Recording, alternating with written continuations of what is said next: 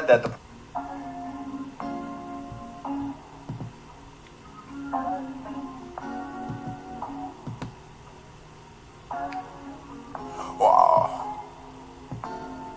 Lucas stall out them pint bottles out granny crib. I poured so much I ain't wanna live. Told money then, shit we in the wind. I was in the hood when I clipped the bin. Since a young nigga I been ready. Went glass house on every Chevy. In this game I tried plenty settings. It's all or nothing how niggas paying. God sucker niggas keep suckers with them. One of the reasons I ain't fucking with them. Trish taking some more than her. Guess she couldn't even afford a winner. I'm open late, don't need a scale, and it's always over. Sneak wishing well. I double down, slick shit to spell. Shawty know I don't kiss and tell. I'm faded, faded, faded, faded, faded, faded, faded. I'm faded, faded, faded, faded.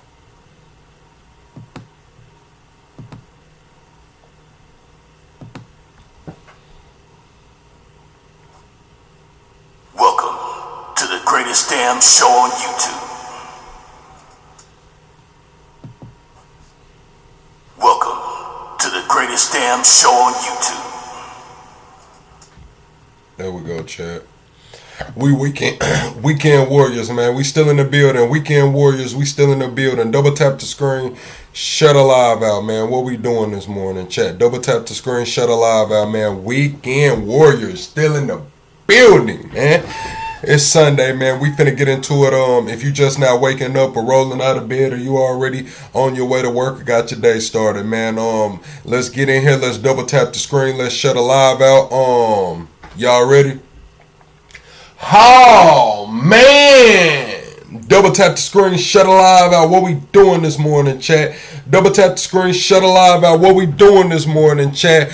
We got regime change, man. We got regime change incoming. Did Trump make Maduro leave? And we got the weekly wrap up, man. We're gonna talk about a few things that's happened over this week. Get into it, chat. Double tap the screen, shut a live out. Call your auntie, uncle, and your cousin. Tell them plug live, and he running his mouth. I don't care if you far left, far right, liberal, conservative, Marxist, fascist, alien, NPC. Get your ass in. We finna have them conversations this morning. Yeah, chat. We got Let me put my camera up on the gimbal. I don't like my camera down here. Let me put the camera up on the gimbal, and we gonna start the show. Let me put the camera up. I don't like that camera down there. I'm not gonna lie.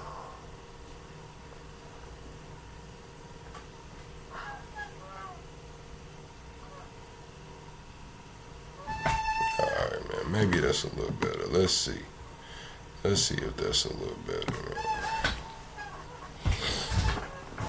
Alright, chat. Yeah, that's a little better. That's a little better. Alright, chat. Double tap the screen, shut a live out. We do got an action-packed episode. We got some miscellaneous clips. I got a clip from Dan Pena talking about climate change. We know we just had the G20 conference, and they just passed a lot of climate change stuff. It has some of the harshest climate change, you know, saying it's imminent, saying that if we don't get a hold on this climate change, then it's all bad. So I got a clip from old Dan Pena talking about climate change and how it's a hoax. Also, I got another lady going viral. She is a Colombian national, and she says that she chooses Colombia over America even after she has been naturalized.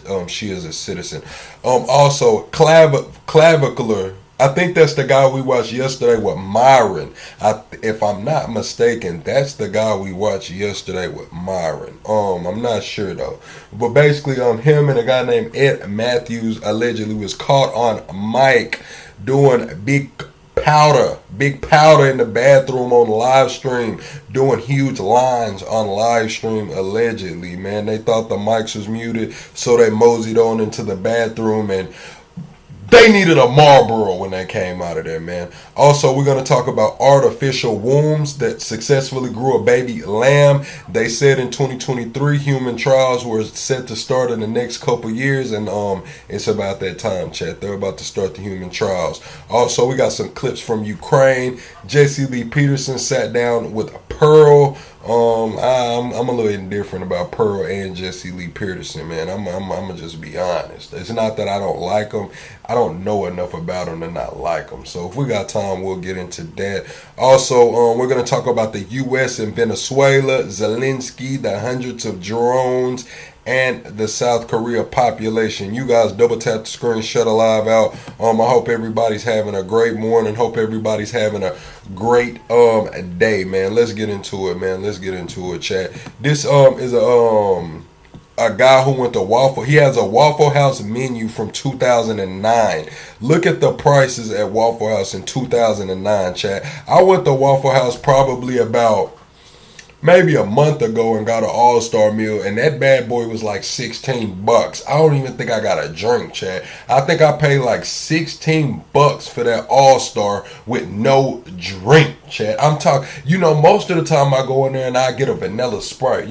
Waffle House has the vanilla Sprite. You don't never want to get the apple juice because it's just a little box juice. They got the Simply Orange and all of that, but I normally go in there and I get a vanilla Sprite, but I didn't even get a drink this time, and it was like $16 for that all-star scramble, man. I don't even think I got cheese or chili on top of the hash brown, man. Let's be real here. Look at these prices from 2009, though. Look at these prices. Listen, if anyone what's up, Laurie? That inflation isn't that bad, that the prices aren't that high, that things are not as bad, bro. This is a Waffle House menu from 2009.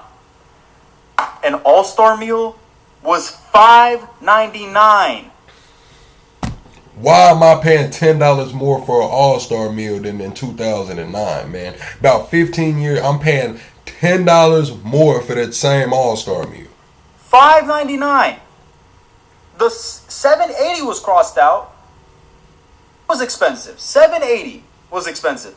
$5.99. That shit got you 2 eggs, 4 slices of toast, grits or hash brown, your choice of biscuit and gravy. I don't even think that they have biscuits and gravy anymore. At $1.25 for some coffee. Shit came with the fucking sausages. Bro, what? Dude, that $1 menu? What is 2009? 2009. What the fuck is going on? No, honestly, I just can't stop looking at this fucking menu. 2009 Waffle House menu, man. 2009. Bacon quarter pounder cheeseburger, $6.10. $6.40. Dennis, you say you only commented once and feel ignored. What it do, Dennis? I hope you're having a great weekend, man. Weekend warriors. I hope everybody's having a great weekend. Say hi back. Hi, everyone. Say hi back. I just had to get Arafin in here because he keeps talking about my flag that I got back there and my other flag that I got back there. Y'all can't see it right now on camera, I don't think. I don't think y'all can see my other flag that I got on camera. But my other flag is an Arkansas flag, man. It's not a Confederate flag. It's not that's an Arkansas flag. That's an American flag. That's an Arkansas flag, dude. 99 cents. $10 for a pork chop. $10. $6.40. What? I don't even think, I think the only thing that's the most expensive thing is a pork chop for $10, bro. I'm not gonna lie, Waffle House was tripping back then. $10 for a pork chop sound crazy today. I'm not gonna lie, $10 for a pork chop sound a little crazy even today. Are you serious right now? Where are we at in the world, bro?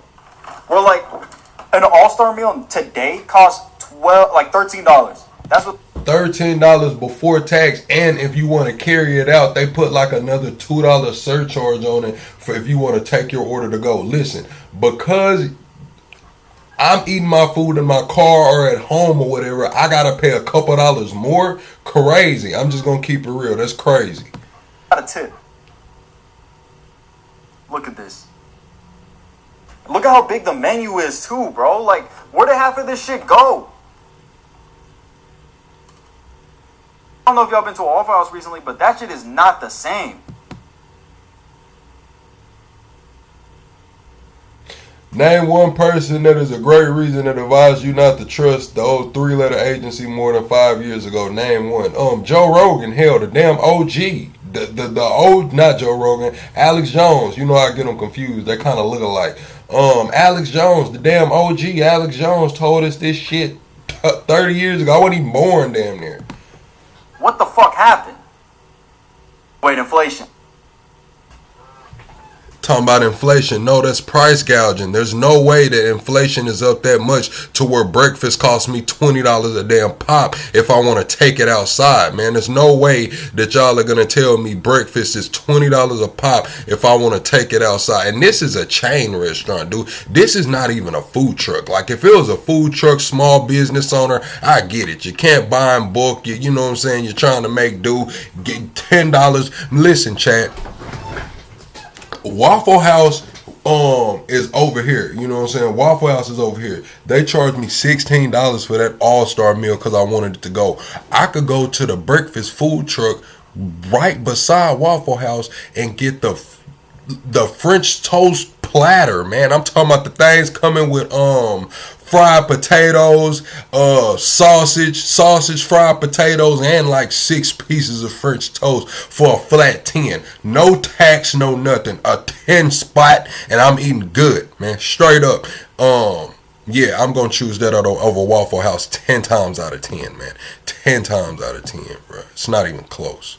It's not even close. All right, chat. Here goes what they were doing with the All right, this is a lamb right here. They got a lamb fetus, and they're growing this lamb fetus inside this sack. It's an artificial womb. They're talking about in 2023, they said they were about 5 years away from human trials. So what they're gonna do is take fetuses that were premature, that were like, I believe, pre-26 weeks, and they're gonna transfer that fetus into this sack to finish developing the lungs and all of the systems that the baby needs, man. So how do y'all feel about that, man? The second that they take their first breath, the lungs start developing. So they're trying to take these babies that have already came out and put them back in the sack. I guess it's kind of like an incubator, you know. I guess we can, I don't know, chat. How do y'all feel about that, man? What's up, Gito?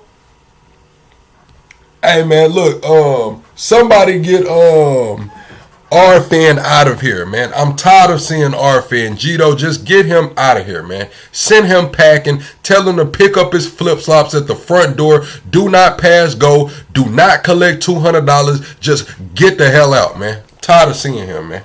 Tired of seeing him, man.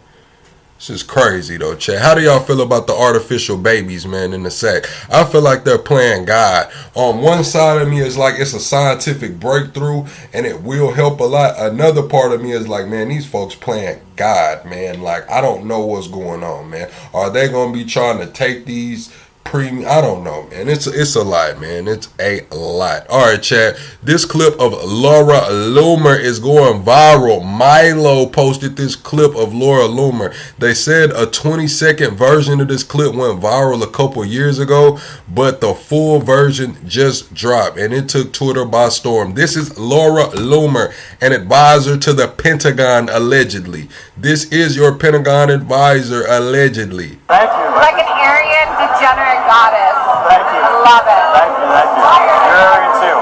I think your hair and your eyes look so good. You're like beautiful. Thank you. Like an Aryan degenerate goddess. Thank you. Your hair and your eyes look so beautiful. You're like an Aryan degenerate goddess. What is she drinking? Laura Loomer might have had a little too much champagne tonight, man. Somebody might have had, she might have been sipping Reposado, man. Don Julio Reposado. Because I don't think what do the trad wives normally drink over there, man? What do the trad wives, mimosas and shit, man? She might have had a few too many mimosas, man. It's already nighttime out there, man. What the hell is Laura Loomer talking about, man? Love it. Thank you. You're Aryan too. I know, but I'm Jewish. It's okay. Because you're such a cutie. Don't mess my hair. God damn, fix it. Fix my hair. Did you fix it? I did. But like that picture you posted on Instagram recently when you got like reinstated on Facebook was so hot. Like, seriously. I appreciate it. It's so good. It's a good picture. Your skin and the Nazis hate me. It's fine. The alt-right people want to put me in a gas chamber because they're obsessed with the Jews. I think they're just memeing on you, but it's okay.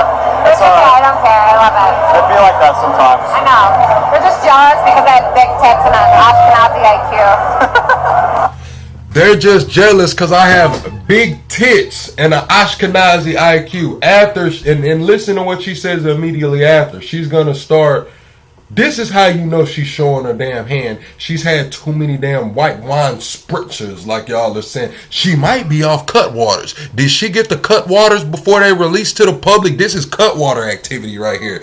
You're talking about he looks like a Aryan goddess. He's a dude for one. Then you're talking about you got big tits and an Ashkenazi IQ. I can't see those tits behind the books or whatever. And now you're going to talk about how you love his girlfriend and love his relationship. Then you're going to go into talking about how all the trad wives at TPUSA just bang out on each other. Like, did you show your hand or did you show your hand, man? Yes, that's what it is. Yeah. You got it. Anyway, next time you're in New York, let me know. We'll hang out. Bring your girlfriend to New York sometime and we'll all hang out. We'll go to like really cool restaurants and hang out.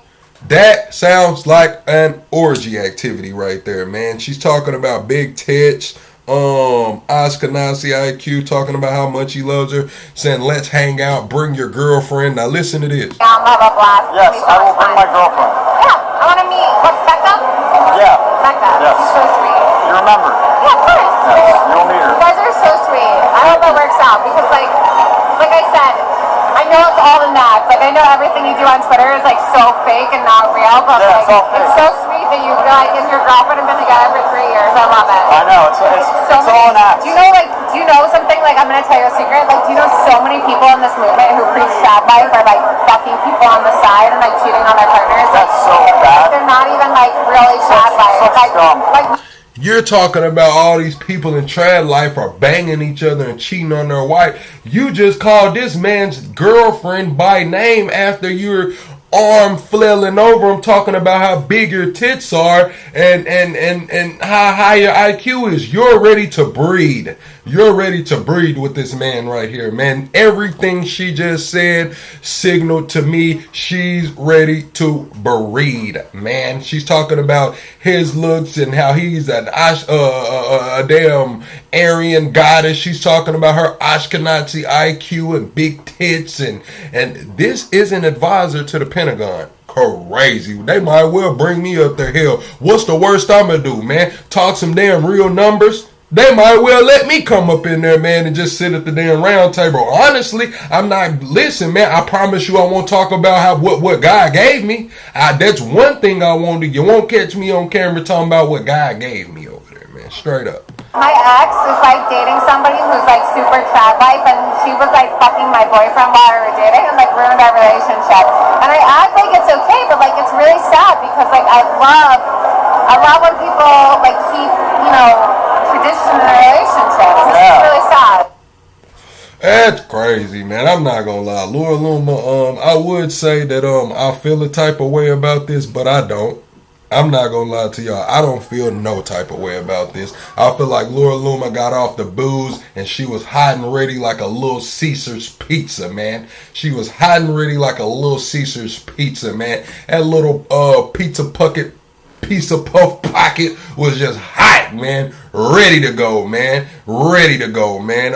It is what it is, man. Caught her down bad, caught her out of bounds. You said, how do I feel about New York City's mayor? I don't know that guy, man. I don't really know too much about him. I've been learning about him. I'm excited to see what he does, man. I feel like it's time to get these old people out of there. I'm sorry, y'all say that I shouldn't age discriminate or anything like that, but at a certain point, they start restricting driver's licensing and shit. I don't think that you should be running the country when you can't. They restricting your damn driver's license, man. It's something going on there. So with Mom Donnie being young, I'm excited to see what he's gonna do. Will he run New York into the ground? Who's to say? We're gonna see, man. We are going to see.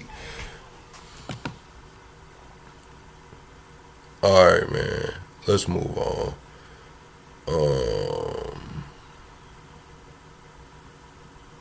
Alright, chat. They just had, this is Samsung, I believe. This is Samsung's new robot. This is Samsung's new AI robot, and I'm not gonna lie, this lady right here moving smooth, man. Women, men, we have a problem. Our kids is gonna have to deal with this type of stuff. Look how smooth this robot moving, man.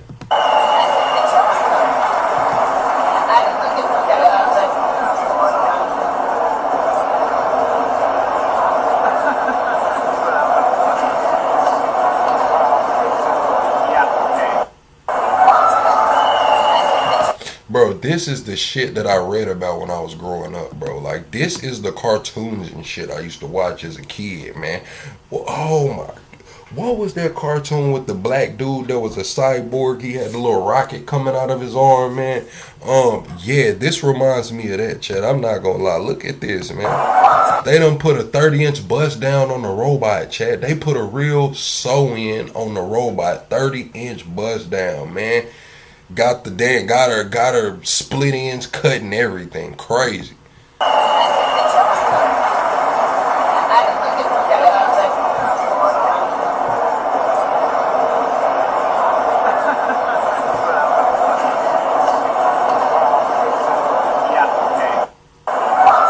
Teen Titans, yeah, that's what it was. Teen Titans, man. This some Teen Titans type stuff right here, chat. And I'm not gonna lie, I'm scared, man. Hell no, that's not nobody in the outfit, man. This is not somebody in the outfit, lazy. Hell no, man.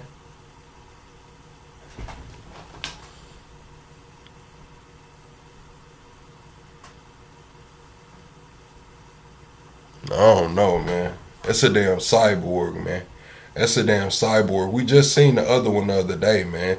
These companies, man, rolling this shit out, man. It's just a matter of time, man. It's just a matter of time, man. I'm just gonna keep it real. It's a matter of time. All right, man. I lost the other clip, man. It was a dude talking about John McAfee, man. I believe he was talking about when John McAfee died, a whole damn building in Miami collapsed, like Building 7.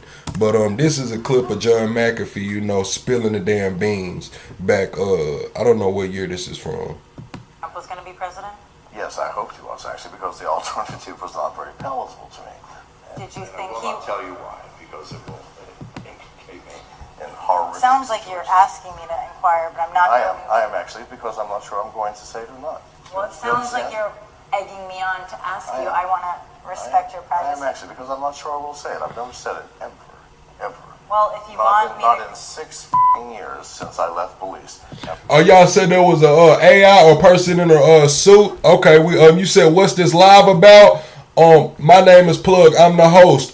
Today's live is about regime change incoming. Did Trump make Maduro leave? And it's a weekly wrap up. So what we're doing is this is the pregame to the show. We watch a few clips and we hang out. You know, just build up, and then we get into the actual news and the talks. Then I open up the phone lines and I let people call in and, give their thoughts and opinions. That's normally how the show flows. Welcome in. Double tap the screen. I hope you subscribe. We are 25 subscribers away from the next sub goal. We go live every single day over here. I ever stated why. Thank you, Gito. Absolutely. Okay, well then, you're welcome. Okay, so when I What's went up, on the run Emily? in Belize, I had friends in the U.S. Embassy in Belize. I knew what was coming down. I'm not stupid. I had arranged with the head of security that I was going to come in. He said, "Sir, we have it from the highest authority. We are not to allow you entry into the U.S. Embassy." Understand me. Who was the highest authority in the State Department? Hillary Clinton. I'm an American citizen with a American passport. I'm sorry. I'm not wanted in America. I've got no crimes in America. Is it not a reason to say, I don't think I'm going to vote for you? And yet... What's up, Ryan? So he's saying that Hillary Clinton wouldn't let him seek refuge at the embassy. He's trying to go to the embassy. He said he had friends at the UN. He knew he was about to get picked up. He tried to seek refuge at the embassy, and Hillary Clinton denied that. They blocked that. They wouldn't let him go to the embassy. He said that they was going to turn him around at the door. Now, as an American citizen, this scares me. I'm not going to lie. I don't want to be nowhere abroad and try to make my way to the damn embassy and they like, Plug, you said a little crazy shit on the internet. We don't think that we're gonna protect you, man. You care a little too much about America. I don't know if that's what he did, but I'm just saying, if the roles were reversed, I'd be pissed, man. Pissed, bro. Yet you're here now. For a month and a half, I was on the run. The reason that the government wanted to collect me was that after they had raided... Oh, this is the McAfee guy that does the cyber security. This is that guy that started the cybersecurity company. I damn near want to slap my knee, chat. I did not know that. What's up, Dorsey? Property in 2012 in the jungle, shot my dog, abused me, destroyed $500,000 worth of my property over a bogus charge. I was pissed off. And so I donated to many secretaries within the government laptop computers, really nice ones, that were with viral spyware. Within a week, the entire government computer system was under my control. I was watching, monitoring, listening. I was looking for information that they had set me up for that raid. I didn't find it. I did find out that the Minister of National Defense was the largest drug trafficker in all of Central America. And the Minister of Immigration, the largest human trafficker. We don't want to get killed by them either, so we're probably not going to. Yeah, he passed away. He did pass away. So y'all heard what he said, what he found out. Said he passed out those laptops and he hacked everything, man. And he found some crazy shit. And just so happened, I found the clip of the guy talking about the building. He had an apartment or a loft or an office in this building, and after he died, they said he had a kill switch. He was telling everybody he had a kill switch. And after he passed away, allegedly the whole building collapsed, building 7 style. And they said allegedly the IDF was there to clean it up, man. The IDF went over there to clean up that building. I don't know, chat. Y'all finna watch the clip like I am, man. Do your own research. I have not fact checked it, but I need to. Let me find that clip. Let me pull it up. Where is it at? Oh, here it is, right here. Yeah, man, this is crazy, man. This shit sends you down a little rabbit hole when you get on this McAfee dude. Should have sent you down a rabbit hole, chat.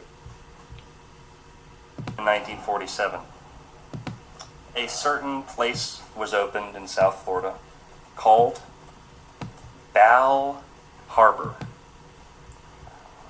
Bal Harbor. Baal. Like Bal. God of sacrifice. That is the headquarters of Judaism in the southeast United States. Bal Harbor. You can ask every single person on the street in Bal Harbor, what does Bal mean? Not a single one can tell you. I knew right away. There's no explanation. No explanation given. It's Bal Harbor. It's, it's 50% Jewish, 50% other people who just like to live right on the water. It's right on the water, right next to Miami Beach. Remember when John McAfee died? Yeah. And people said that he had this kill switch? Yeah. Okay, in Bal Harbor, right next to Bal Harbor, they were calling it Surfside. Surfside's a little neighborhood. Bal Harbor's a little neighborhood. It's the same thing. We don't know if John McAfee actually had Journalist, allegedly his rebuttal for Hillary not letting him enter the embassy was passing out those laptops. And when he passed out those laptops, he hacked into the emails and the systems. He was trying to find proof that they were going to deny him into the embassy because he was going against Hillary, allegedly. But he did not find that. He said he never found any proof of that. He found proof of a whole nother rabbit hole.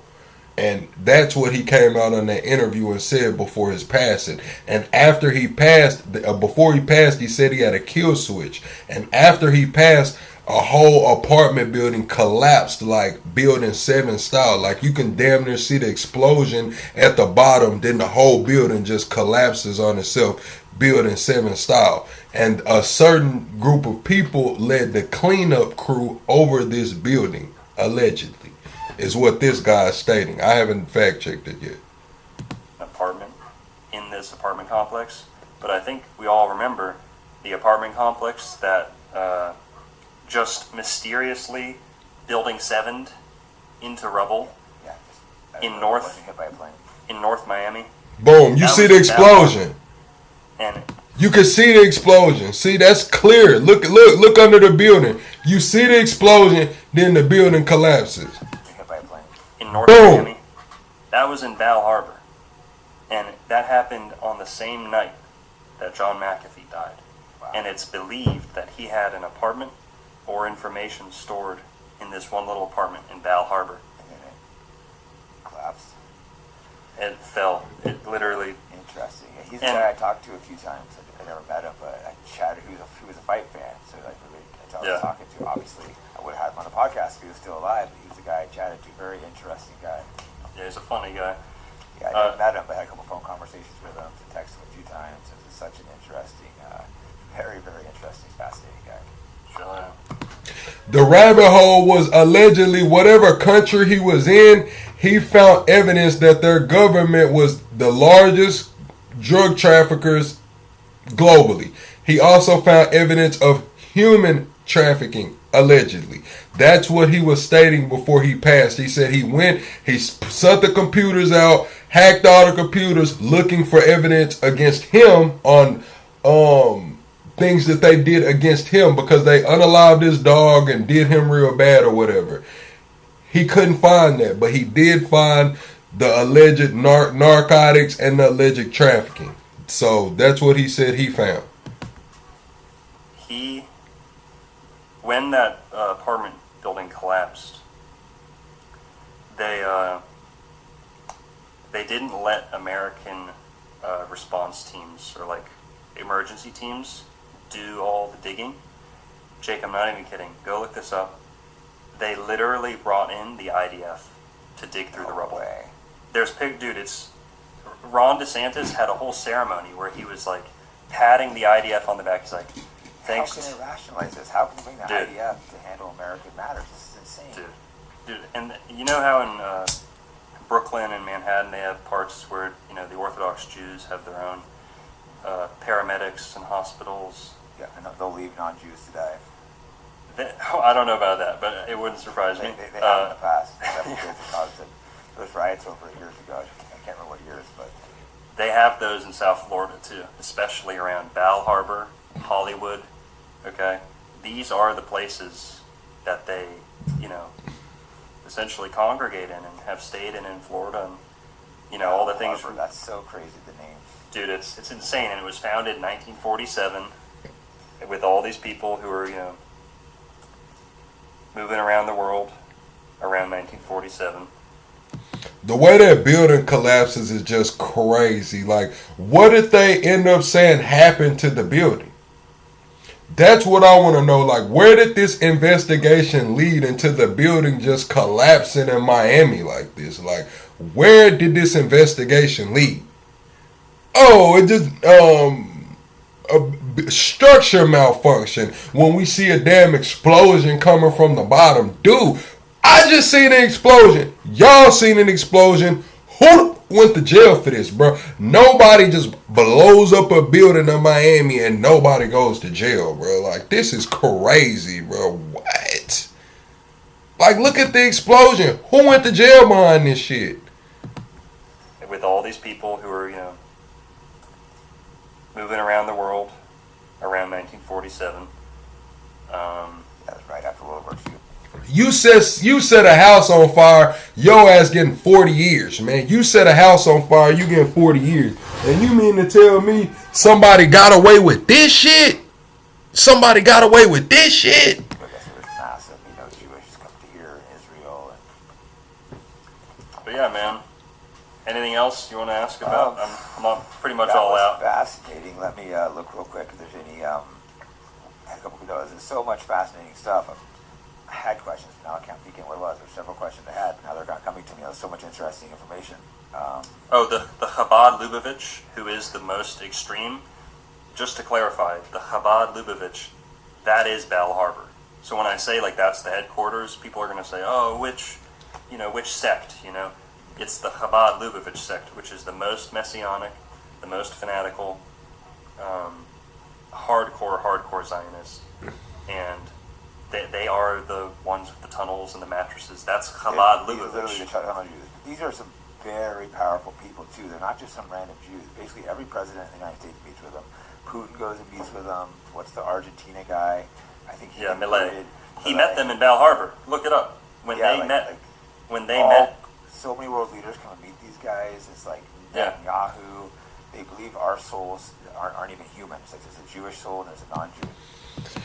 Not the same. We're like animals. These people, our president's going to bow to these people. Trump had to go to the grave of their head rabbi. It's fascinating, interesting stuff. Yeah. Trump lives in Palm Beach. Epstein lives in Palm Beach. Just one last thing. Why is Palm Beach so rich and so, happening and so relevant culturally? Why is that? It is the place in America that comes closest to the Gulf Stream. That warm water highway that I was telling about before, that was the primary trade route and slave trade route. Palm Beach is where that warm water, that current, comes closest to the mainland. That's why it's all warm right there. That's why it's so nice. All the coconuts land here, and it's beautiful and nice, and yeah. Yeah, no, that's completely fascinating conversation. I definitely want to have another one. All right, chat. So the guy that we watched yesterday that was on stream with Myron, the Clavicar guy, the one that was talking about looks maxing and doing all of that, they were having the black pill, red pill debate.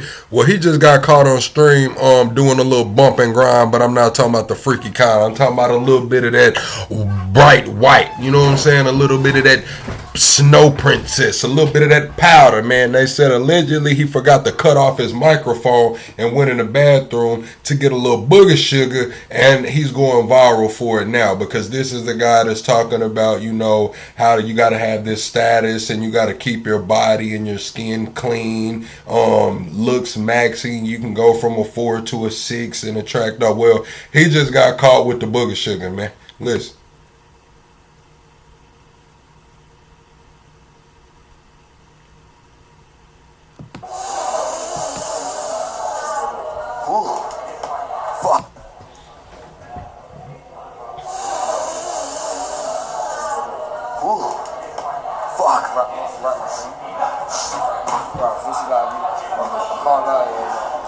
Fucking Pablo Escobar gave me this shit. This shit came straight from Pablo, nigga. You know what I'm saying? Like, fuck. That's what's up. Easy. Oh, buddy. Dude. I'm in love with the Yeah, man, I'm going to tell you, man, somebody might need to pass him a damn Marlboro, man. Straight up, somebody might need to pass him a Newport 100. And then he just dropped the N-bomb casually, you know what I'm saying? Like, I got this shit from Pablo Escobar. You know what I'm saying? Like, dang. You know what I'm saying? That's why I say, like, Myron was talking all of that shit the other day. That's why I kind of went off on Myron. You know what I'm saying? I went off on Myron the other day. But it is what it is. We moving on, chat. This is, Oh, this lady right here is, I believe she's a Colombian national. And this guy's going to grill her about the oath that she took to be loyal and have only allegiance to America. And she says she is not loyal to America. She is loyal to Colombia. And he's going to grill her, man. I'm not going to lie. He did grill her. Went to war with Colombia. Who do you side with? Colombia. Get the fuck out of our country. Holy fuck. Why do you side with Colombia? Because I'm from Colombia. You've lived here for 10 years and you're now a citizen. Okay, still that doesn't mean I'm not gonna side with You have my no... country. Okay, I'm looking this up. Yes, becoming a citizen requires taking the oath of allegiance. By taking the oath, you pledge to renounce any foreign allegiance, support and defend the U.S. Constitution and laws, and perform service to the country when required by law. You do not become a citizen until you have completed the oath ceremony and received your certificate of naturalization. Did you receive your certificate of naturalization? Yes. Did you complete the oath ceremony? Yes. So you're a liar? Do you remember this? Yeah. Here, read that shit again. I do solemnly swear that I Kyle Jackson said you would know. No, I wouldn't know, Kyle Jackson. That's why I'm asking the question. Hell, far back as I can see, shit, my family from America. I'm just saying, you know what I'm saying? No shade to nobody else, but no, I wouldn't know. I wouldn't know what it's like to have allegiance to another country, man. My daddy was born here. My daddy's daddy was born here. His daddy was born here, man. As far back as we can go back and look on the damn rolls, my family is from America, man. It is what it is. Okay, I'm looking this up. Yes, becoming a citizen requires taking the oath of allegiance. By taking the oath, you pledge to renounce any foreign allegiance, support and defend the U.S. Constitution and laws, and perform service to the country when required by law. You do not become a citizen until you have completed the oath ceremony and received your certificate of naturalization. Did you receive your certificate of naturalization? Yes. Did you complete the oath ceremony? Yes. So you're a liar? Do you remember this? Yeah.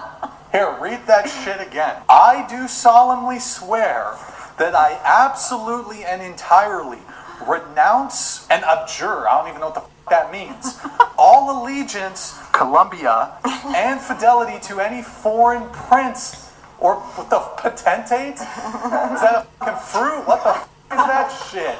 It's like a pomegranate and a fucking potato. State or sovereignty. Did you say that shit? Yeah. So you didn't, you lied to get into the United States, bruv. I didn't lie. You have allegiance to Colombia. It's not allegiance. Originally, you said Colombia. Yeah. Yeah? Yeah, we'll stick to that answer. That's what be crazy with y'all coming in here talking that shit, man. Like, we have debates for that. You coming in here talking about white man stole this joint and you asking for loyalty. Where was that during slavery? This the same nigga that go into the white man's store every day and spend his money that he got paid by the white man. That this the same nigga, bro, that's gonna come in here and tell me about this, bro. The same nigga. Like, when was the last time you went and directly chose not to spend your money with the white man? I bet you go to Dollar General. Have you ever heard of Walmart? When the last time you went into a Walmart, man? Do you go to the farmer's market? I'm pretty sure even the farmer's market is not all black. What the hell is we talking about, dude? What? It be y'all niggas, bro. It be y'all niggas, bro. It be y'all niggas, bro, that make it hard to even have these debates and conversations, bro. It be y'all niggas, bro. Damn.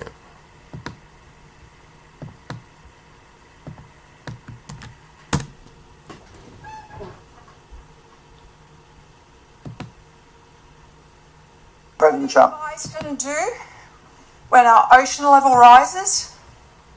Thank you for asking that question. I have the answer, though. I have the answer. Well, thank you for the question. Yeah. Okay. For the first time on Earth. This Dan Pena, I like Dan Pena, man. I'm not gonna lie, I like Dan Pena the way he just cut through the bullshit. Like, Dan Pena's not gonna get up there like a lot of these billionaires and these guys, you know, that make money through finance and shit, man. Well, Dan Pena made money a lot of different ways. He was really, you know what I'm saying, one of those. But he's not going to sugarcoat this shit. He going to tell her how you is. He might cuss your ass out. But at the end of the day, if you listen to what he's saying, Dan Pena do drop some gems. He does drop some gems. I fuck with Dan Pena. Asking that question. I have the answer, though. I have the answer. Well, thank you for the question. Yeah. Okay. For the first time on Earth, we're changing the gas. Now you're full of shit. Sit down. I'm going to answer you. If that were really true, would you believe? Now let's just for a moment say that it is true. That means that the best scenario vis-a-vis global warming is about 10 feet raising water. That's the best scenario over the next 40, 50 years. That's the best scenario. If the water on the planet is going to rise up 10 feet, that means the southern part of the United States is gone. England is gone. Most of Europe is gone. And I can go, most of Central America is gone. Let's just take Florida, for example, which is one of the fastest growing beachfront condominiums on the planet. In the prospectus, when you invest, there should be, in the footnotes, if global warming is for real and water rises 10 feet, this investment you made is fuck all. Not one single investment prospectus written this century has alluded to global warming. Not one motherfucker. If it were really true, the banks wouldn't invest. The banks wouldn't finance. Not one motherfucking condominium. And I'm jealous of the Vice President, Gore. I am jealous he came up with a scam before I did. Because the financial institutions, the banks of this world know it's not going to happen. Otherwise, you couldn't get a goddamn loan in London. You know those 30, 40-year mortgages? The world will be over by then. Is Barclays Bank going to give you a motherfucking loan? With the greatest respect, ma'am, it's the greatest fraud that's been perpetrated on mankind this century. Damn, man, Dan Pena bled her ass. I'm not gonna lie, Dan Pena really just talked crazy to her, but he made so much sense. Like these places are not about to finance these loans, man. They're just not.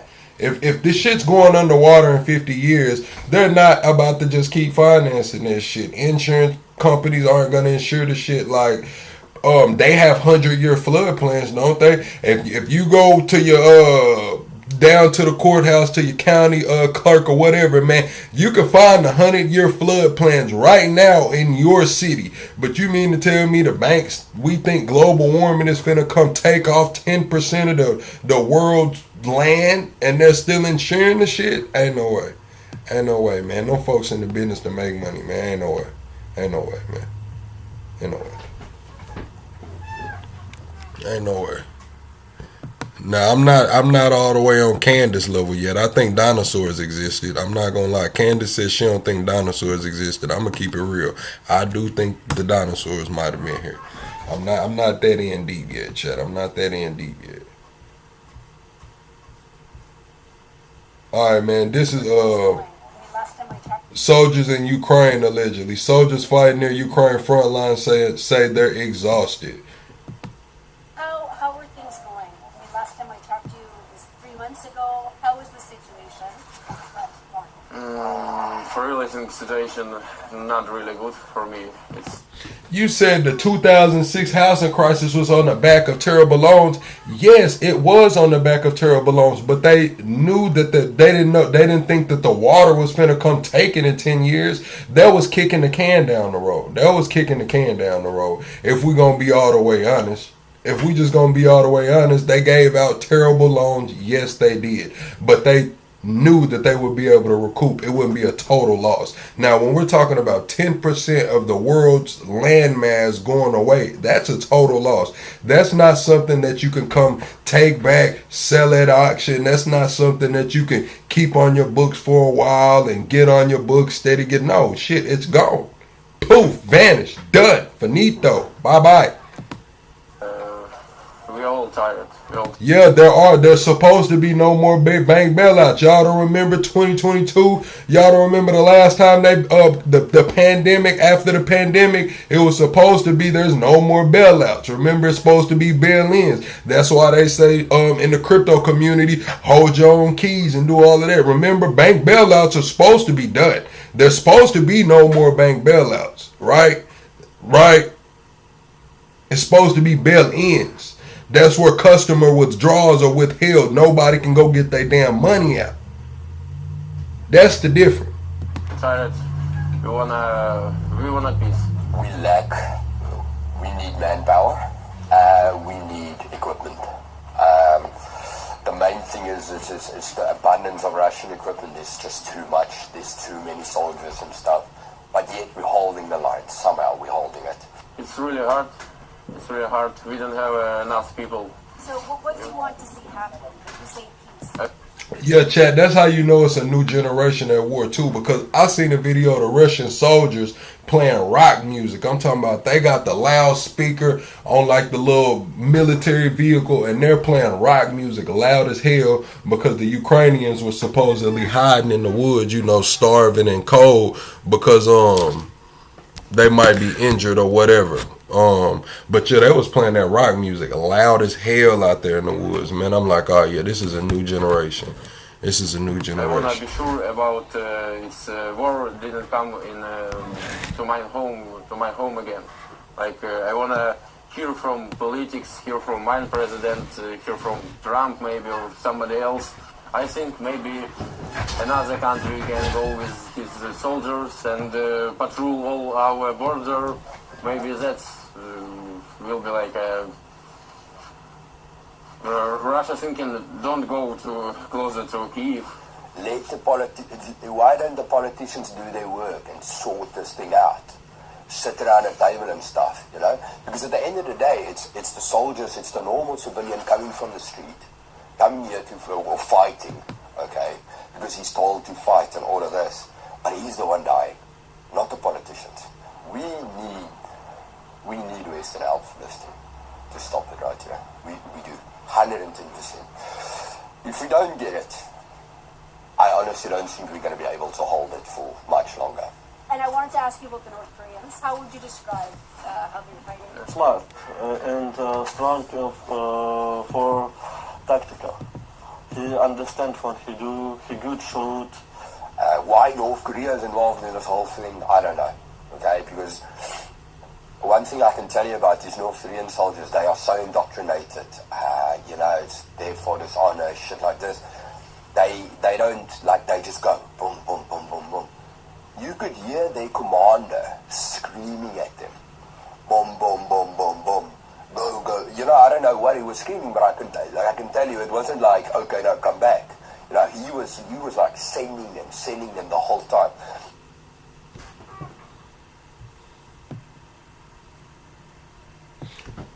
Yeah, those were the Ukrainian soldiers saying they don't know how long they can fight hold the lines to continue to fight. You said Neil deGrasse Tyson said it best. You invest in companies that assume climate change is real, and he invests in companies that profit from it. Let's see who gets richer. Real talk. All right, chat. We're gonna move on. We're gonna keep see what's going on with the Ukraine. Then we'll get into the Venezuela after Breaking that. news that we're following. A delegation from Ukraine will meet with White House envoys Steve Witkoff and Jared Kushner in Miami to discuss the U.S. peace proposal this weekend. That's according to a White House official. Now, the trip comes a day after the surprise resignation of Ukrainian President Volodymyr Zelensky's second-in-command on Friday. CNN's Larry Maduro has more on these fast-moving developments. President Zelensky moving on swiftly after the resignation of his chief of staff, one of his closest allies, Andriy Yermak, who's seen almost as a shadow prime minister because of this corruption scandal shaking his administration. Zelensky has now appointed Rustem Umerov to lead the negotiations to end the war. That he and his team already on their way to the United States to continue these talks. He is the Secretary of the National Security and Defense Council, former defense minister, and has been involved in these talks already. And that announcement coming just hours after Russia launched the largest barrage of attacks, drones and missile attacks against Ukraine. 36 missile attacks, nearly 600 drones that targeted critical energy infrastructure and civilian facilities, terrorizing the population. Less than 2 victims. This is intimidation by Russia. The attacks are targeting the civilian population in order for Kiev and the government to make a decision faster, to sign the agreement faster. Peace. I don't believe there will be peace anytime soon. With such neighbours, I doubt there will be peace anytime soon. It's getting worse and worse. It's getting worse every day. The overnight Russian attacks left over 600,000 people without power, mostly in Kiev and the surrounding region. President Zelensky once again appealing for international support to shore up Ukrainian air defense systems. At the same time, a source in the Ukrainian security services telling CNN that Ukraine was responsible for attacking 2 Russian so-called shadow fleet in the Black Sea. These are tankers that transport Russian fuel, selling them against sanctions, and they're usually flagged under different countries for convenience.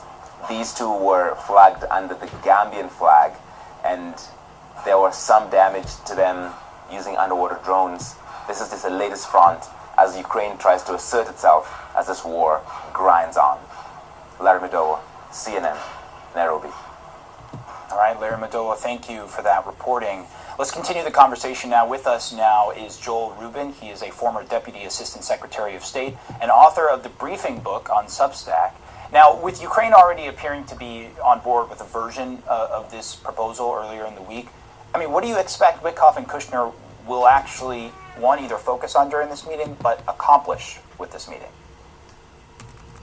Yeah, Omar, it's great to be with you. And diplomacy for the United States is all about getting a deal done that both sides respect and that's sustainable and that our European allies are supportive of as well. And so my hope is that in these talks, we're going to see Ukraine believe and Zelensky believe that he has achieved goals and his goals and gains at the negotiating table that he can live with. My fear is that he's going to get strong-armed, that what we've seen over the past week or so has been a Russia-first diplomacy and a diplomatic initiative to push the argument that Russia wants, which is to take territory from the east and to have that, and pushing that into Ukraine as a piece that they must accept.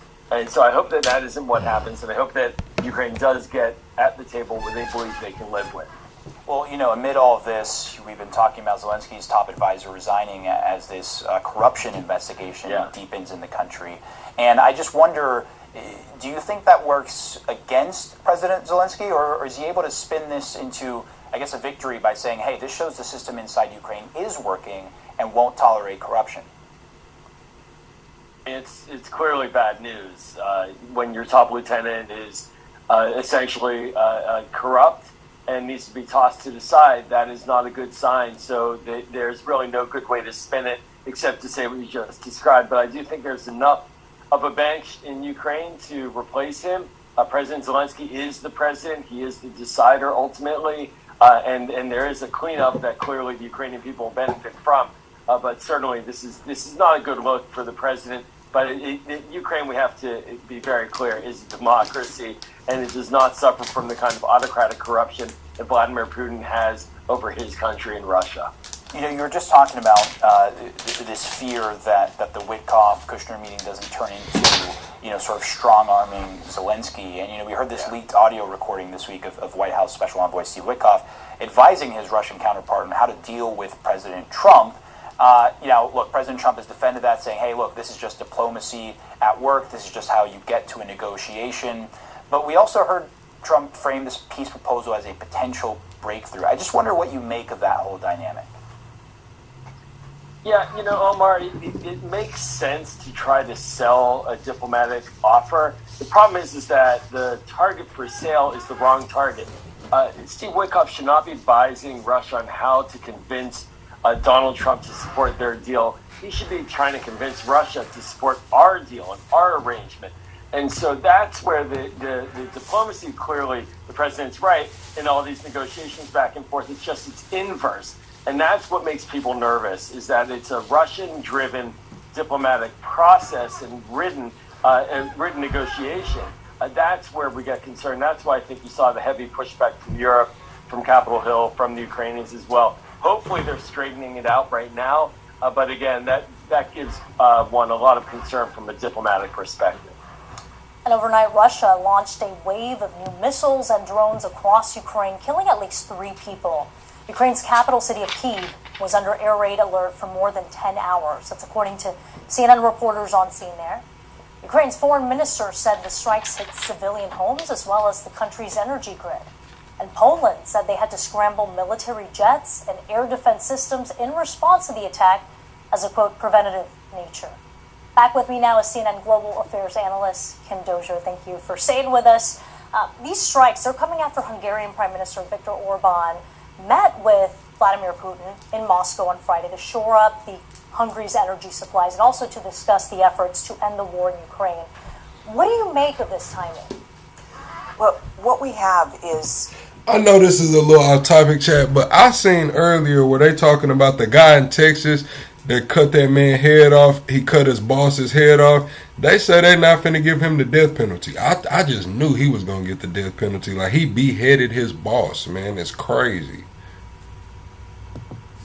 Basically, Putin shoring up his allies. There's also a move by Belarus to buy up some of the sanctioned properties so that it takes some of the sanctions pressure off of Moscow.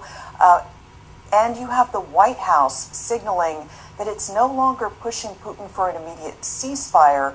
Instead, it's pushing Ukraine to accept parts of a peace deal that are rather unacceptable, that even include things like not prosecuting Russian troops for war crimes. Now, it remains unknown if the Ukrainians will cop to this, will accept this. But Europeans are feeling powerless, and it seems like Putin is feeling empowered. Right, some of that pressure has definitely eased off of Putin, now focused on Ukraine. And Putin expects a U.S. delegation in Moscow next week. He says he's ready for, quote, serious peace talks. But then he also said this, listen to this. Once Ukrainian troops withdraw from the territories they occupy, then the fighting will end.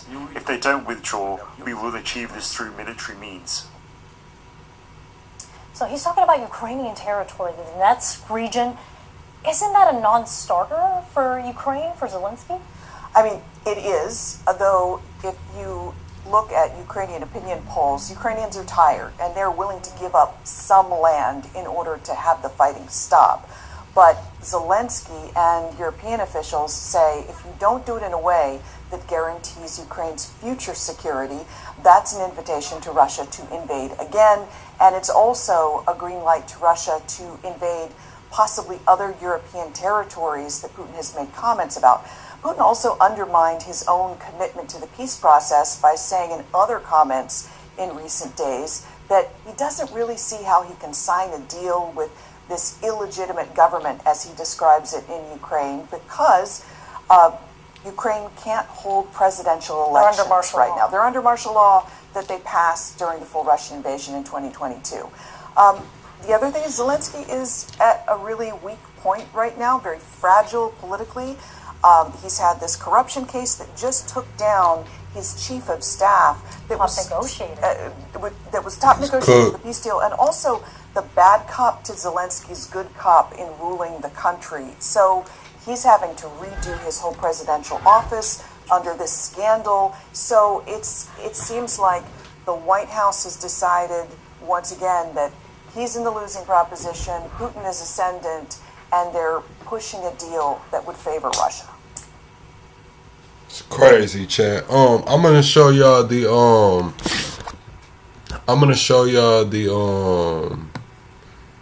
guy in Texas beheading.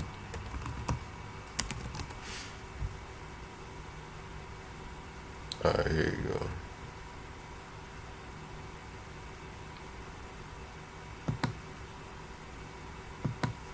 Alright, here it is right here, chat. I don't see a lot of people talking about it either, man. Damn.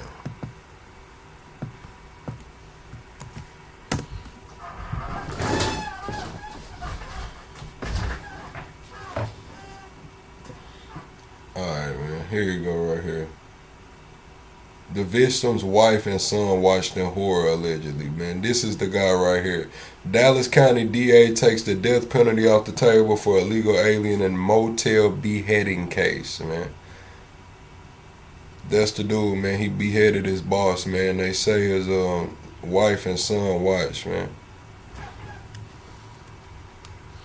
That's crazy, man. They beheaded that dude, man. That's so crazy. Alright, chat, let's slide over to Venezuela before we get into the long form, man. We're going to get into the long form. Beheaded that man.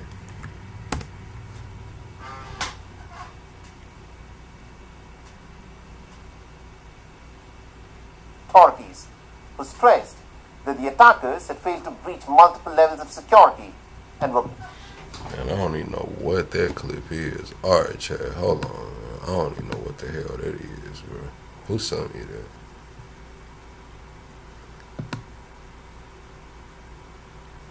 Double tap the screen, share the live out while I pull this up, chat.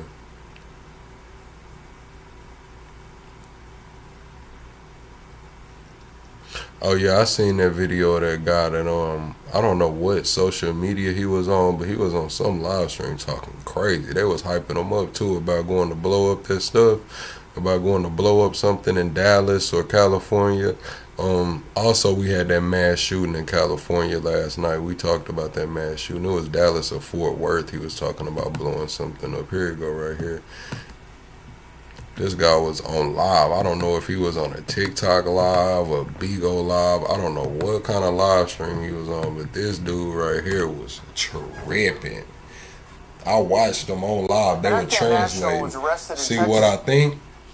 I think he was comfortable because he was speaking in a different language. So I guess he was just comfortable being on whatever social media he was on. He was on like a panel and he was just talking crazy, and they was asking him like, are you gonna bomb it? He was like, yes, I'm gonna bomb it. Yes, I'm gonna sacrifice. Yes. But he was saying it in the other language. So I guess he just felt, I don't know, bro. This shit was crazy. It's just a day before the National Guard shooting in Washington, D.C. DHS Assistant Secretary Tricia McLaughlin said the suspect also reportedly let in under the Biden administration, posted a video of himself on TikTok indicating he was building a bomb with an intended target of the Fort Worth area. Press Secretary Caroline Leavitt posting, what's up, Gary? The magnitude of the national security crisis Joe Biden unleashed on our country over the span of 4 years cannot be overstated. Has directed his entire team to continue rooting out this evil within our borders. Our next guest is a U.S. Marine veteran who helped lead rescue missions during the Afghanistan withdrawal. Chad Robichaux joins us now. Thank you so much for your service, but also thank you for joining us this morning on this incredibly important story. You know, you did several deployments to Afghanistan. You fought alongside a lot of these Afghanis, and I think you probably supported helping some of them get out of Afghanistan during that disastrous withdrawal. Problems you recognized at the time with letting 80,000 Afghani nationals into the United States. Yeah, I mean, I said this on Fox News at that time. I said this in my book that I wrote 4 years ago when the NGOs were... Man, y'all want to know what's crazy, journalist? When I was growing up, the town I was in, I grew up in a certain town, and the police got behind a guy. The local police got behind a guy and tried to pull him over. He ended up taking him on a high-speed chase and threw out a head. He threw out a human head on the high-speed chase, and they never caught him. I guess he was like just dumping body parts around different parts of the state or whatever. I don't know. But the police got behind him, man. Dude threw out a human head, and they never caught that man. Crazy. We're doing the evacuations. We were evacuating people out of Afghanistan, not bringing people to America. In fact, no NGO and no individual has the ability and authority to bring someone to America. The only people that does is the United States government. And during that time of evacuations, we were watching the U.S. military, forced by Joe Biden. I have to give credit. Our service members did an amazing job there. But forced by Biden's White House to put unvetted, undocumented Afghans on planes and fly them straight to the United States and let them loose in the interior of the country. 80 to 100,000 of them. And when that happened, I knew immediately, I mean, it can't go well. Eventually, one of them has to be a bad guy and is going to do an attack on the United States, and this would happen. I mean, that is one scenario. We also have the border that was open every single day. Our country is just, it has been just overrun by we don't know who.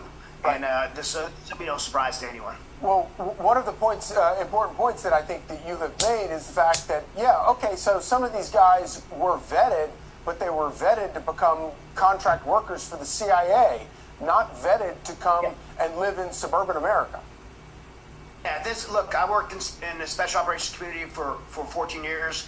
When I was in Afghanistan, I was a DoD contractor on a JSOC task force, and we had CIA-trained Afghans working with us. We had JSOC-trained Afghans working with us. We vetted them to work for us as combatants. And there's a big difference when the enemy of my enemy is my friend. You don't gotta believe what I said. Be as quick. Where I'm from, I don't know if you know about the state that I'm from. People come up missing here, bro. I'm just gonna keep it real. You know what I'm saying? Like, people do come up missing here. Like, specifically in the area, 501 870 area, motherfuckers come up missing. I'm just gonna be real, bro. Like, I'm talking about missing person cases. 10, 15 years these folks been dead, man. They still got cold cases and shit. They're great to work in. And it doesn't mean they wouldn't eventually be a good American, but the criteria of them working as a combatant doesn't qualify them to integrate in our society. That's a separate process for that, and that's the State Department's responsibility to do that. That's why when we got people like my interpreter, Aziz, out of Afghanistan, he had to go to UAE and wait 9 months for the State Department to do their due diligence process to make sure they were safe to come to America. And, well, Aziz is a friend. He's here. Yeah, you raise a really important point, because even if they were good, loyal... And chat, where I'm from, it's so crazy. Like, when people end up missing and shit, it's always a running theme. And where I'm from, they be like, oh, they fed them to the hogs. Because they say the hogs gonna eat everything except the teeth. They say the hogs gonna eat everything, bones and all, man. Hogs gonna eat everything except the damn teeth, man. Straight up. So that's a running theme where I'm from. When somebody come up missing and it turns to a cold case, they're like, oh, yeah, they fed them to the hog. Friends and soldiers there, the cultural differences are extraordinary. And you have two problems. One is the fact that maybe they have, prior ideations about America. But the other thing is just the cultural shock of coming here. We don't know, maybe coming here and the duress of being here for years, feeling out of place, the cultural shock could also turn somebody against the United States. I mean, look, not a lot of people are saying this, and it can't be overlooked.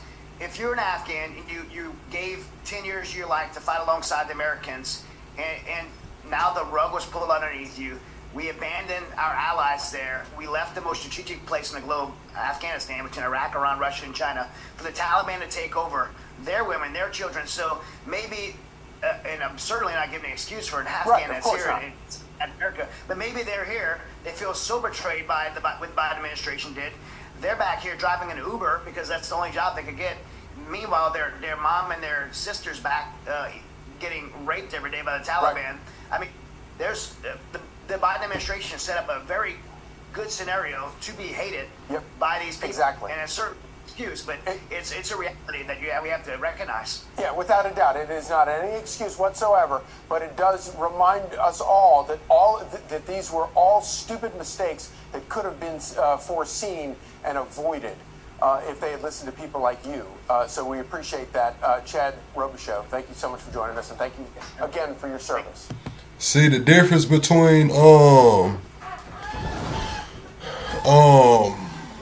hogs have a system that can break down that type of shit. Like, as a human, you can't just run around eating everything. You'll get sick and die. As a hog, like, they built for that shit. You know what I'm saying? They built to eat it all. You know what I'm saying? Everything. Just being honest, man. That's what hogs do, man. They're gonna clean up, man, any and every damn thing there is. Straight up.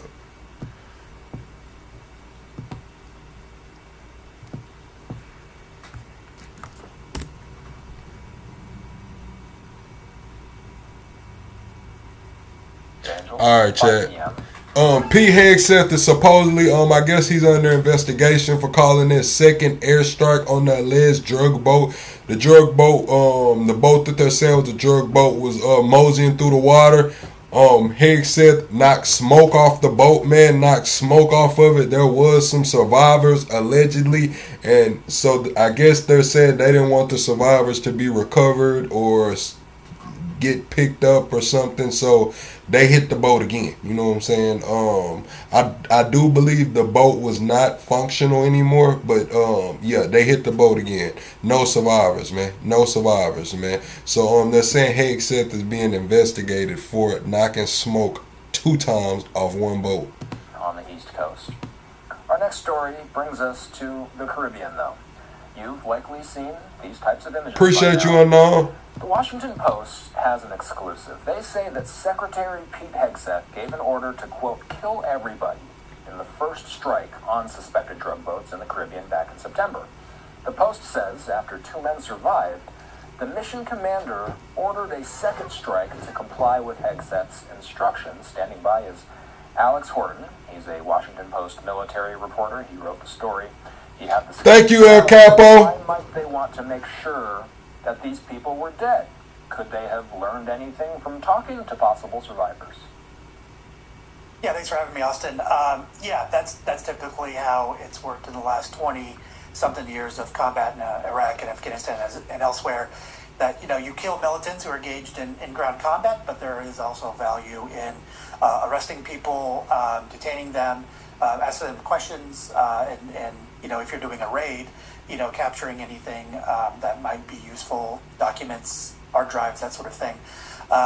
In the region, when it came to alleged drug traffickers for the last several decades, the Coast Guard has been responsible for interdicting these boats, stopping them, arresting them, and then taking drugs and other things, and they would send them on their way to prosecution. And the Drug Enforcement Agency and other organizations would rely on that information to understand networks, understand trafficking a little better. But that's not what's happening here. The U.S. is striking these boats and killing these alleged traffickers. So their ability to understand it more is fairly limited when you do that. SEAL Team 6 carried out the operation, and the report says after their initial strike on the boat, 2 men were seen alive. They were clinging to the wreckage, and rather than rescuing or detaining them, a second double tap strike was carried out. God. So Alex, you spoke with the military.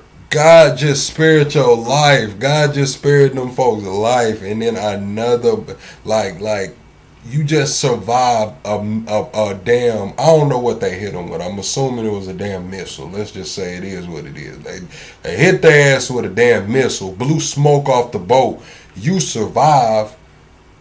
Now your mind's going on, probably head ringing, thinking about how you gonna get off of this boat in the middle of this water while you hanging on for dear life, trying not to be fish food. And another missile hits. Oh my God, bro, crazy. Lawyer about this. Did you discuss legal and ethical concerns? Yeah, we spoke to former attorneys and people who are familiar with the incident from the inside. And yeah, there's some legal dimensions to this, depending on I'm not a lawyer, and how this would even fall out in any kind of court is anyone's guess.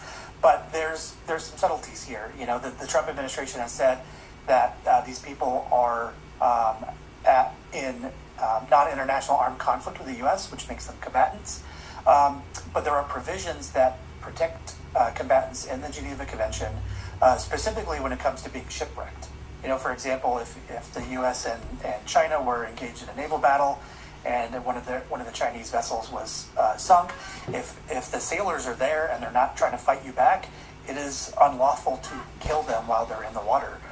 You do have responsibilities to help them if reasonable, and to give them aid if reasonable, but you cannot keep on attacking them. They are not a combatant anymore. It's called oars to combat. It's a term that's been around for decades now. But a lot of legal scholars who focus on law of war issues, they are saying that these people are not combatants because the U.S. is not at war with these drug traffickers or alleged traffickers. Therefore, these strikes can be chalked up. Because we're not at war, I can kill you. Straight up. Because we're not see, if we were at war, you know what I'm saying? If we were at war, I would have to come rescue you, save you, see what's going on.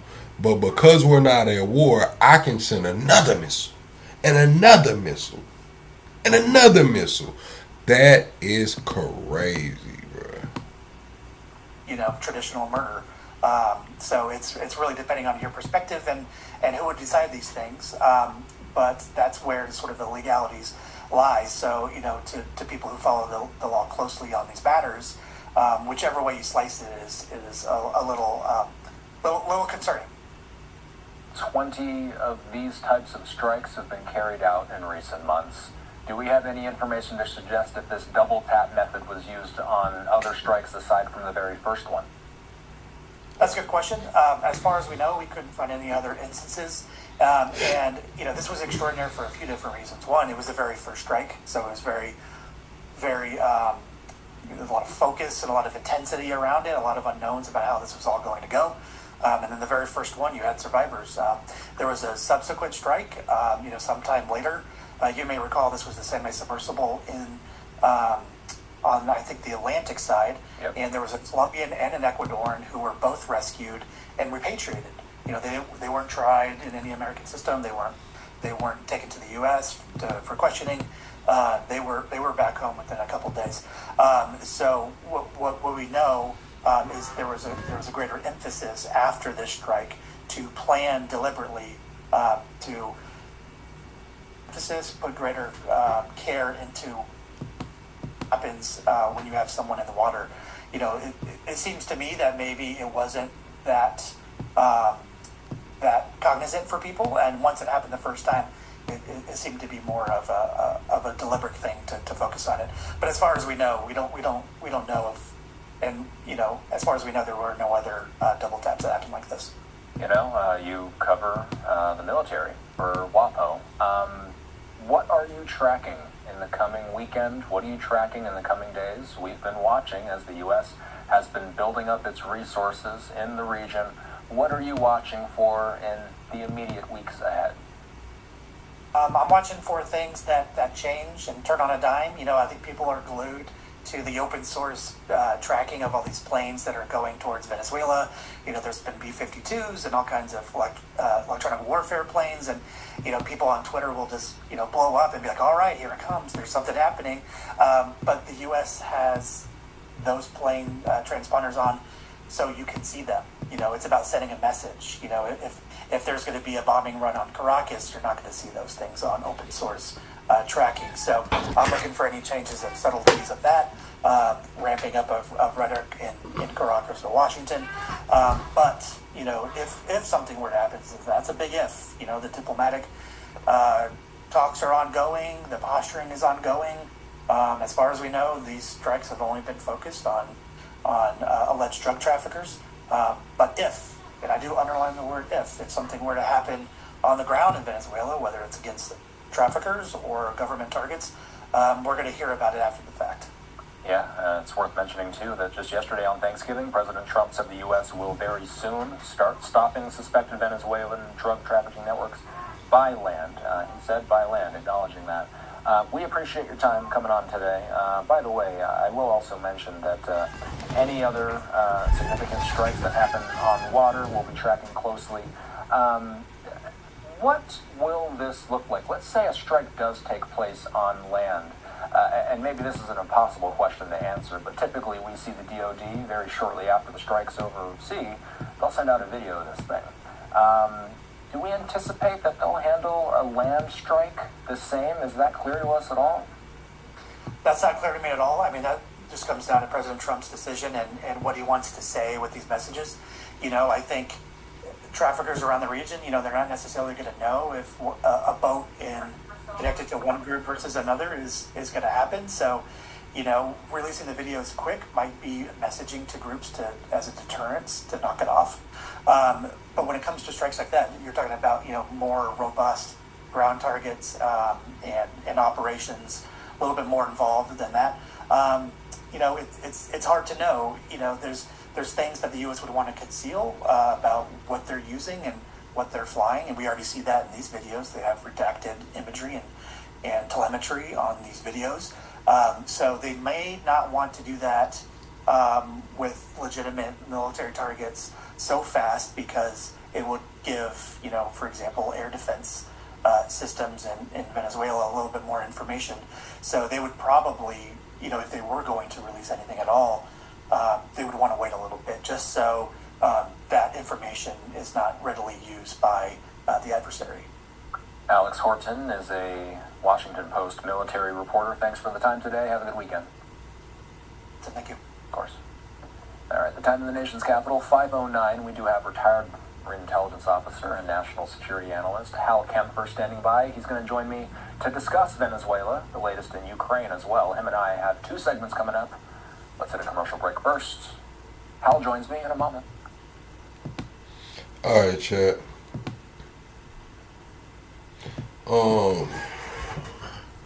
How long we been live, man? We 83 minutes in. All right, we'll watch this clip before we get to the. I guess we'll see what Pearl and Jesse Lee was talking about.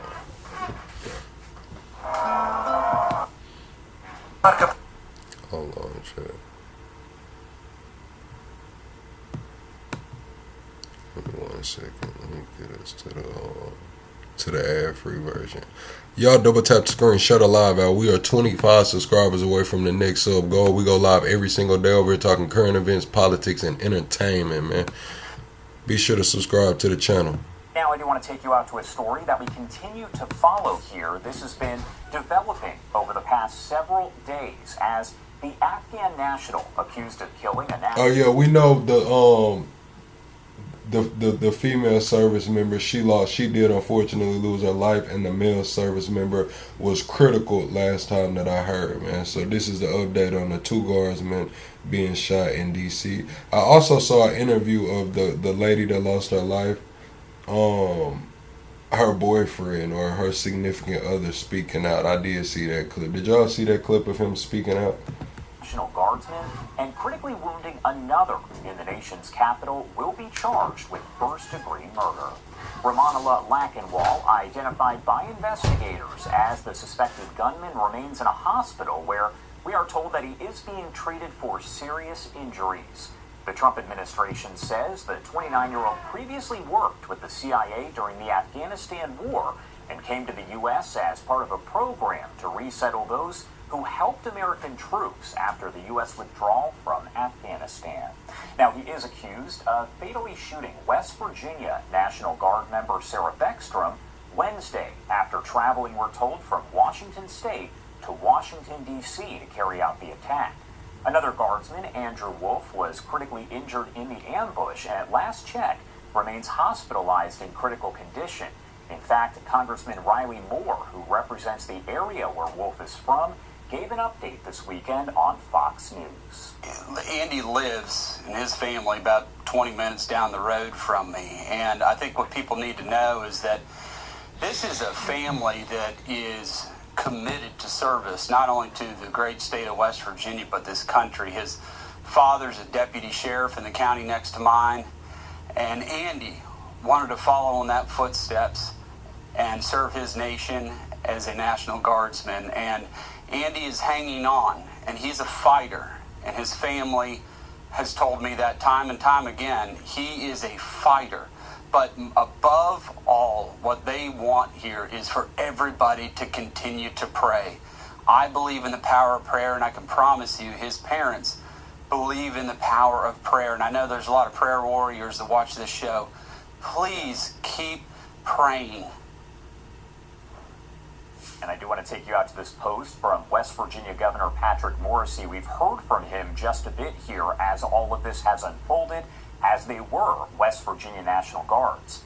And here in Martinsburg, in Berkeley County, where this community is sending prayers to lift up West Virginia Guardsman Andrew Wolf and help him recover. Prayer vigils are arising across West Virginia for Andrew and for Sarah, who gave up her life for our state and our nation. Mark 11:24 says, quote, "Therefore, I tell you, whatever you ask for in prayer, believe that you have received it, and it will be yours," end quote. Of course, the family, as we just heard, asking for prayers as Andrew Wolf continues here to recover. Now, I do want to talk more about the investigation itself, so let's bring in front of the show here. We do have Jillian Snyder. She is a retired NYPD officer, a lecturer at John Jay College, and resident senior fellow of criminal justice at the R Street Institute. Thank you so much, Jillian, for taking the time to be here with us and discuss this a little bit further. Rush. Good morning. Well, first off, I do want to ask you, we've talked to you about several different investigations over the past several years, and I did want to ask you, based on your experience as all of this unfolds and new information develops, what has stood out to you so far about all of this? What stands out is the level of deliberation in this action. So the suspect, he didn't stumble into the encounter. He drove, like you said, from Washington State to Washington, D.C., and then he carried out a targeted attack on clearly identifiable National Guardsmen.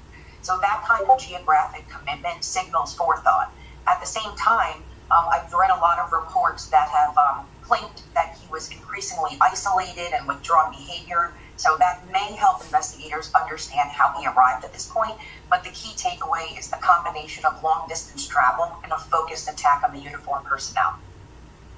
There is still a lot of information that we do not know, a motive remaining unclear, so many questions here, but As you talk about a general investigation like this, what role would you say that things like surveillance footage, witness statements, ballistics all play early on in an investigation like this one? Critical. Surveillance footage will show the suspect his approach, his movements, and the exact timing of the attack. Witness statements are going to fill in some behavioral details, whether he appeared to be waiting, watching the guard members, or acting with purpose. And ballistics will confirm, obviously, what weapon was used, how many rounds were fired, and whether the physical evidence aligns with what witnesses and cameras have captured. So together, these three components give investigators a verified, fact-based timeline before any motive is even considered. Talk about whether or not this was a targeted situation. As we said, the FBI has been very clear they believe it was as he drove there from Washington State over to Washington, D.C. to carry out the attack the day before Thanksgiving. How do investigators go about determining that fairly quickly when they say, look, this was not an opportunistic situation there, but instead was something that was targeted? So investigators are going to look at the strength of the preparation indicators, they're called. So a cross-country drive is one of the clearest signs of planning. People don't make that kind of a trip without a purpose. They'll examine whether he brought the firearm with him, whether he researched the area in advance, and whether he lingered or surveilled the guard members before approaching. So behavioral reports of him becoming more withdrawn in recent months may provide some context, but planning indicators carry more significant weight. Investigators are going to weigh both elements to determine the ultimate intent. Now, I do want to pop up the images here that we have from GVIDS of the National Guardsmen who were shot there. Sadly, we know Sarah Beckstrom passed away from her injuries. Andrew Wolf critically wounded there. As we look at this a bit deeper here, how do investigators go about assessing whether there could be any additional threats here, any accomplices? Because it's important to note that the FBI did say this is a quote-unquote lone gunman, but that doesn't necessarily mean that there isn't someone else along the way that is involved. You're right. They did already start saying this was a lone wolf actor, but they're going to start with digital forensics and travel reconstruction. So investigators are going to comb through phone records, messages, any online activity, and financial transactions. They're going to map the suspect's cross-country drive using surveillance from hotels, gas stations, and rest stops. And if the evidence shows he traveled alone, had no communication with others, and made no unusual purchases, they can begin leaning and or confirming the lone actor scenario. But until every piece of data is reviewed, they need to keep all possibilities open. About social media, I'm sure they're combing through social media very early on. Once they identified who this suspected shooter was, they probably went right to online, looking at different threads, maybe if there's anything on Reddit or anything of that nature. What role does that play in determining the motive overall? So social media, it plays dual roles in a situation like this. It can hold a lot of important clues about the mindset, his interests, any planning he may have done in advance, but conversely, it can also generate a lot of misinformation immediately, especially after a high-profile attack like this. It could distort public perception and create pressure for investigators to release premature details. So the challenge is really filtering online speculation while still using social media as a legitimate investigatory tool. What does the public maybe misunderstand about a situation like this one? We know that we've heard from FBI Director Kash Patel, we've heard from Janine Pirro, the U.S. Attorney for the District of Columbia. What is maybe something that the public does misunderstand here? So this is the same across most investigations. It's that motive should be known right away. In reality, investigators need verified evidence before drawing any conclusions on motive. Another misunderstanding is that concerning behavior that's been reported by friends and neighbors automatically triggers enforcement. It doesn't. Most isolated or unusual behavior, especially since this actor was, from what people are saying, he was displaying some questionable behavior, it's not criminal, and it doesn't give authorities legal reason to intervene. So although it's been discussed that he did make noticeable behavioral changes and people have noted it, it doesn't mean that any action could have been taken to avoid this, unfortunately. So when officials don't release details early, it's not about withholding information, it's about protecting investigations. As the suspect actually being charged right now, we know that that charge is going to be first-degree murder. Does that indicate that there was pre-planning here? Again, everything, according to investigators, does indicate there was a targeted situation pre-planned. But to say first-degree murder, does that kind of throw that out there and say, look, this was targeted? We're pretty sure. Yes, the legal threshold for first-degree murder is generally there was an intent to kill someone else. There was pre-planning involved. It wasn't an accidental incident. This person woke up, decided to get what they needed to do, and carry out this targeted attack. So first-degree murder is very appropriate in this case. What questions do you maybe have that you hope that law enforcement will come out and answer? Because as we said, there's only so much that can be released at this point. We heard from Kash Patel and from Janine Pirro in a news conference on Thanksgiving, which a lot of people were not expecting to have, where they did release some information there. But what question or questions do you have that you hope can be answered soon? I want to understand his full travel timeline, where he stopped, what he did along the way, and whether any digital breadcrumbs point to specific intent. I also want clarity on what people observed in the weeks or months leading up to this, and whether any behavioral changes displayed by him correlate with this planning. And lastly, I want to know why he targeted guard members specifically at that location and at that moment in broad daylight. All right, Jillian Snyder, as always, thank you so much for taking the time to be here with us and help to break all of this down. Obviously, still so many questions, but we do appreciate your insight. Anything else you want to add? Anything we maybe missed before I let you go?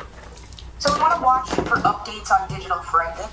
That's often where the motive becomes clearer. And I think that the public should just be aware. Law enforcement's going to continuously request any type of video or eyewitness information. So if you were in the location or in the area at the time. Oh, man. All right, chat. We finna get up out of here, chat. We'll be back live hopefully tonight, man. Hopefully we get back live tonight around 9 p.m. Central Time, 9:30 Central Time. Be sure to double tap the screen, share this live out with your friends and family. Do not gatekeep this channel, and I'll see y'all on the next